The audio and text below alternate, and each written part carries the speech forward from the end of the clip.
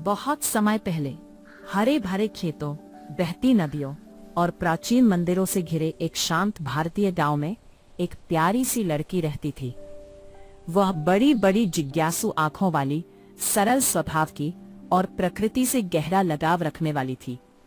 हर सुबह जब सूरज की पहली किरण मिट्टी के घरों की दीवारों को सुनहरा बना देती, मंदिर की घंटियां धीरे धीरे बजती और पक्षियों की मधुर आवाज गूंजती, तब वह अपने छोटे से आंगन में खड़ी होकर नए दिन का स्वागत करती।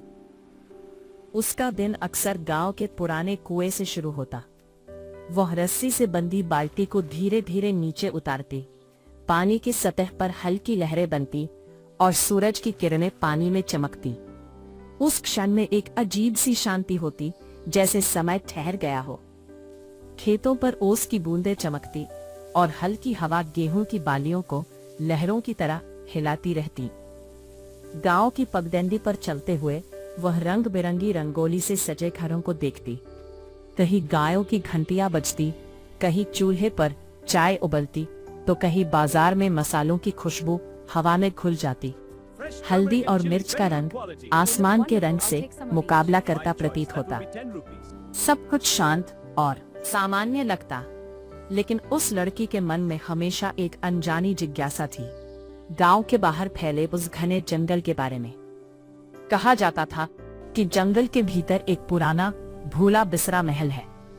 कई लोग उसे केवल कहानी मानते, लेकिन कुछ बुजुर्गों की आंखों में उस जगह का जिक्र आते ही एक रहस्यमय चमक आ जाती। लड़की ने कई बार उस जंगल की ओर देखा था। दिन में वो साधारण लगता, पर सांझ होते होते उसकी छाया गहरी और रहस्यमय हो जाती।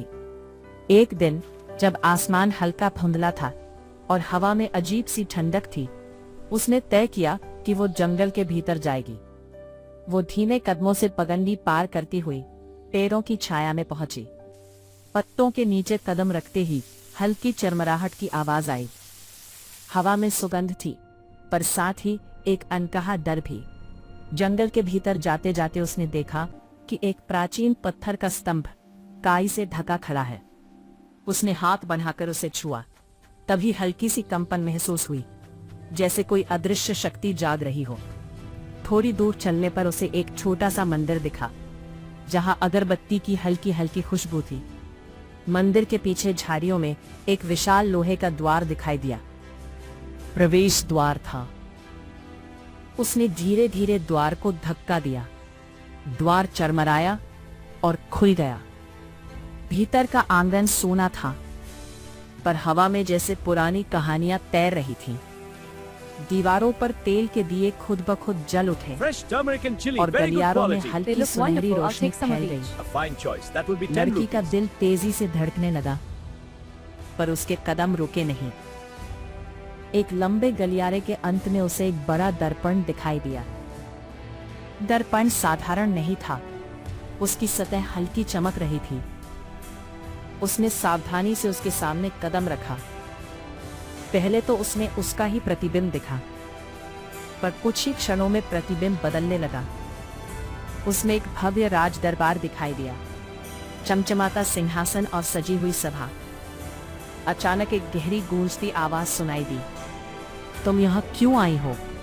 लड़की ने चारों ओर देखा, पर कोई दिखाई नहीं दिया। तभी महल की खिड़कियों के बाहर काले बादल घेर आए। बिजली चमकी और एक छाया उसके पीछे उभरी। वह छाया डरावनी थी, पर उसकी आंखों में क्रोध से अधिक पीड़ा थी। लड़की ने साहस जुटाकर पूछा, तुम कौन हो? छाया ने उत्तर दिया, मैं इस महल की भूली हुई आत्मा हूं। वर्षों पहले मुझे धोखे से यहां से निकाल दिया गया। मेरा दुख इस महल की दीवारों में बस गया। कुछ दिनों बाद उसी महल में एक उत्सव मनाया गया। गांव के लोग वहां एकत्र हुए, दिए जलाए गए, रंग बिरंगी चुनरियां हवा में लहराई और ढोल की धीमी थाप गूंजने लगी।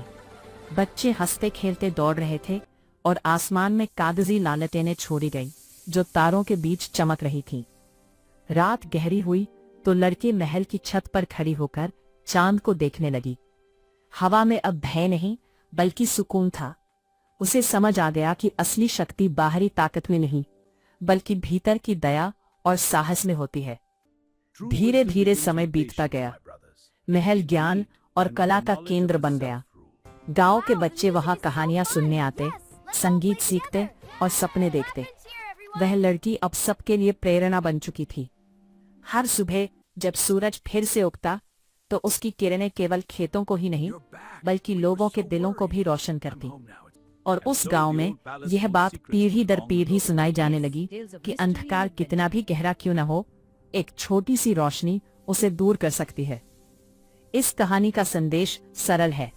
डर और क्रोध से केवल विनाश होता है, लेकिन साहस, करुणा और क्षमा से जीवन में नई शुरुआत होती है। अपने भीतर के भय को जीत लेता है, वही सच्चा विजेता बनता है।